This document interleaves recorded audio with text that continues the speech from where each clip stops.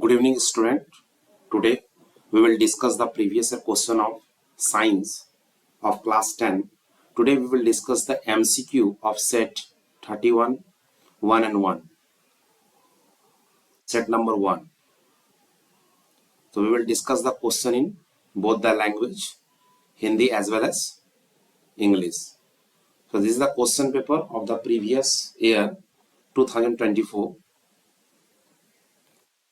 Now, first of all, I will discuss the MCQ question. Now, question number first is,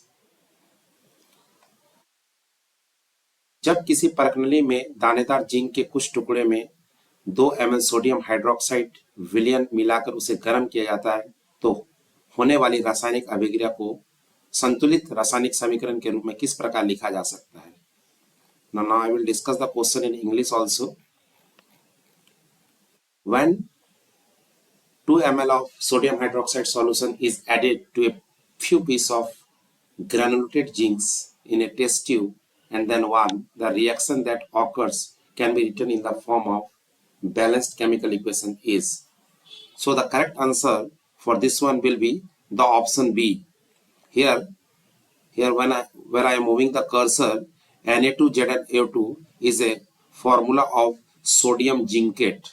Here when we will react the sodium hydroxide with zinc, then sodium zincate will be formed and hydrogen gas will be formed. So please keep in mind the formula of sodium zincate. In the question, they may ask the formula of sodium zincate. The formula of sodium zincate is Na2ZnO2. Now, coming to the second question, निम्नलिखित में से एक वियोजन अपघटन अभिक्रिया चुनिए जिसमें वियोजन के लिए ऊर्जा का स्रोत प्रकाश हो. Now, coming to the English, select from the following a decomposition reaction in which the source of energy for the decomposition is light. Here see, student, that there are various type of decomposition reaction is there. Here all are the reaction of the decomposition reaction. But the question, read the question properly, कि कौन से सौर ऊर्जा के स्रोत में होते हैं? In which source of energy for decomposition of light? So the correct answer will be option number C. When we placed the silver bromide in sunlight, जब भी हम सिल्वर ब्रोमाइड को सनलाइट में देते हैं तो डिकम्पोज कर जाता है सिल्वर और ब्रोमीन में. Now next question, question number 3. कक्ष ताप पर द्रव अवस्था में पाए जाने वाली एक धातु और एक अधातु क्रमशः है ब्रोमीन और मरकरी, मरकरी और आयोडीन, मरकरी और ब्रोमीन, आयोडीन और mercury. A metal and a non-metal that exist in a liquid state at the room temperature are respectively bromine and mercury, mercury and iodine, mercury and bromine, iodine and mercury. So the correct answer will be bromine and mercury. C. Here both the option, here C. Bromine and mercury is here and a mercury and bromine. Here C. A metal and non-metal, there is a metal. So metal is a mercury which is exist in the liquid in the room temperature. Non-metal is a bromine. So please read the answer carefully. Here bromine and mercury both are given, but the sequence here is metal. Metal पहले दिया, इसलिए metal में मैं किससे choose करूंगा? पहले mercury को. then non-metal में किसको करूंगा? मैं bromine को. Now question number 4 डिस्कस करते हैं. क्वेश्चन नंबर 4 में क्या बोला है? कार्बन के यौगिका विद्युत के सुचालक होते हैं, विद्युत के कुचालक होते हैं, के अणुओं के बीच प्रबल आकर्षण बल होते हैं, के अणुओं के बीच दुर्बल आकर्षण बल होते हैं. इसमें सही कथन चुनने हैं. 1 ही 2 होगा, 2 3 होगा, 2 4 होगा या 1 और 3 होगा. Are good conductor of electricity, are bad conductor of electricity. सो पहला स्टेटमेंट में हम लोग ध्यान से पढ़ेंगे. हमको करेक्ट स्टेटमेंट चुनना है. Carbon compounds are good conductor of electricity. नहीं, ये रॉन्ग स्टेटमेंट है. Are bad conductor of electricity, ये करेक्ट है. Have a strong force of attraction between their molecules, ये भी फॉल्स है। Have weak force of attraction between their molecules, तो ये भी सही है। तो करेक्ट आंसर क्या होगा 2 and 4, that is the option number C. Option number C होगा करेक्ट। अब आते हैं क्वेश्चन नंबर 5 में। नीचे दिए गए यौगिकों पर विचार कीजिए। FeSO4, CuSO4, CaSO4, Na2CO3। Iron sulphate, copper sulphate, calcium sulphate, sodium carbonate, इनमें से किस यौगिक के क्रिस्टल रूप में एक अणु में क्रिस्टल जल के अणु की संख्या अधिकतम होती है? तो सबसे अधिक अणु की संख्या जो होती है वो होती है CuSO4 में। कॉपर सल्फेट में सबसे अधिक क्रिस्टलाइन जल में अणुओं की संख्या होती है। यदि हम इंग्लिश के क्वेश्चन को रीड करेंगे तो consider the following compound FeSO4, CuSO4, CaSO4, Na2CO3, the compound having maximum number of water of crystalline in its crystalline form of one molecule is copper sulphate. अब आते हैं क्वेश्चन नंबर 6 में, very very important. Aluminium और zinc के oxide होते हैं अम्लीय, क्षारकीय, उभयधर्मी, उदासीन। Oxide of aluminium and zinc are acidic, basic, amorphic and neutral. Very very important question. They are amorphic in nature, means they show the property of both acid as well as base. The oxide, amorphic oxide का definition क्या होता है?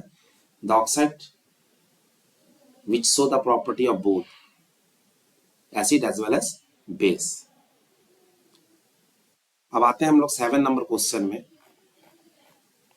MnA2 plus 4HCl MnCl2 plus 2H2 plus Cl2 उपयुक्त अभिक्रिया redox अभिक्रिया है क्योंकि इसमें MnO2 उपजयित और HCl अपजयित हो रहे हैं।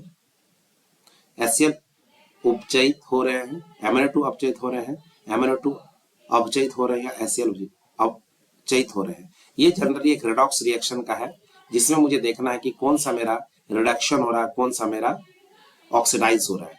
तो the reaction give above is a redox reaction because in this case MnO2 is oxide and HCl is reduced। देखिए MnO2 ऑक्साइड नहीं हो रहा है, यहाँ पे क्या हो रहा है, Mn से मेरा ऑक्सीजन टूट। क्या होता है ऑक्सीडेशन रिएक्शन? जिसमें ऑक्सीजन का एडिशन होता है उसी को हम लोग क्या बोलते हैं, ऑक्सीडाइजेशन रिएक्शन। जिसमें मेरा रिमूवल हो रहा है उसको हम लोग रिडक्शन बोलते हैं, उसका उल्टा भी बोल सकते हैं। तो यहाँ पे करेक्ट आंसर क्या होगा, MnO2 is reduce and HCl is oxidise. Now आते हैं हम लोग नेक्स्ट क्वेश्चन में, क्वेश्चन नंबर 8।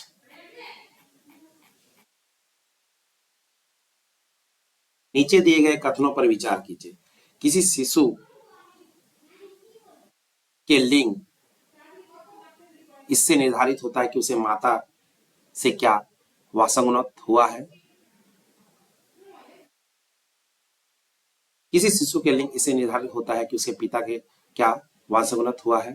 नर शिशु होने की प्रायिकता मादा शिशु होने की प्रायिकता से अधिक होती है। किसी शिशु पर लिंग निर्धारण निफेर के समय तब होता है जब पर युमक और मादा युमक का सगे युमज बनता है। तो 8th नंबर क्वेश्चन को हम लोग यदि इंग्लिश में पढ़ेंगे तो क्या दिया हुआ है, इसमें जनरली ये बताया गया कि जो सेक्स होता है चाइल्ड का ये किस पे डिपेंड करता है, तो मुझे पता है ये पिता पे निर्भर करता है। तो सेकंड ऑप्शन तो करेक्ट होगा, the sex of the child is determined by what it it's inherit from the father. और 4th नंबर सही होगा, 4th नंबर भी सही है, the sex of the child is determined the time of fertilisation when the male and female fuse to form the zygote. जो है इसमें एक और क्वेश्चन पूछा जाता है कभी कभी, फर्स्ट स्टेप ऑफ फर्टिलाइजेशन क्या, दैट इज ए जाइगोट। अब आते हैं क्वेश्चन नंबर 9 में। क्वेश्चन नंबर 9 में क्या बोला गया है, गुणसूत्र आनुवांशिक सूचना को जनकों से अलग संतुलित ले सकते हैं। किसी जंतु कोशिका के केंद्र के भीतर धागे नुमा संरचना होती है। मानव जनन तंत्र में सदैव युग्मों का विद्यमान होता है। कोशिका विभाजन में सम्मिलित होती है। देखिए इसमें जो है करेक्ट आंसर होगा सी, आनुवांशिक सूचना को जनकों से अगली संतति तक ले जाते हैं, ये सही है। किसी जंतु कोशिका के केंद्र के भीतर धागेनुमा संरचना होती है, ये भी सही है। मानव जनन तंत्र में सदैव युग्मों का विद्यमान, ये गलत है। और कोशिका विभाजन में सम्मिलित होते हैं, ये सही है। यदि हम क्वेश्चन नंबर 9 को इंग्लिश में डिस्कस करेंगे। Carry heredity information from parent to the next generation. सही बात है कि हमारा जो अनुवांशिक जो हेरिडिटी कैरेक्टर होता है वो पेरेंट्स हमारे नेक्स्ट स्टेप में आता है। A thread like structure located inside the nucleus of animal cell, ये भी सही है। Always in the pair of human, no. Fourth number से are involve in the process of cell division, ये सही है। तो the correct answer will be question number C. अब आते हैं हम लोग क्वेश्चन नंबर 10।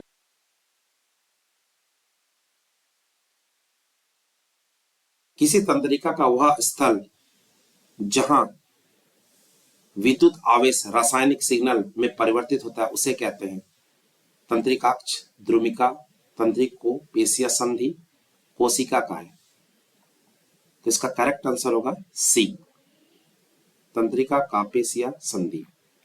तो क्वेश्चन नंबर 10 को हम इंग्लिश मीडियम में डिस्कस करेंगे। In a nerve cell the site where the electrical impulse is converted into a chemical signal is known as neuromuscular junction. Axon dendrites, ये तो हमारे एक न्यूरॉन का पार्ट्स है। तो करेक्ट आंसर जो होगा हमारा न्यूरोमस्कुलर जंक्शन होगा। So today we have discussed up to 10 question of the previous year board examination which was conducted by CBSE।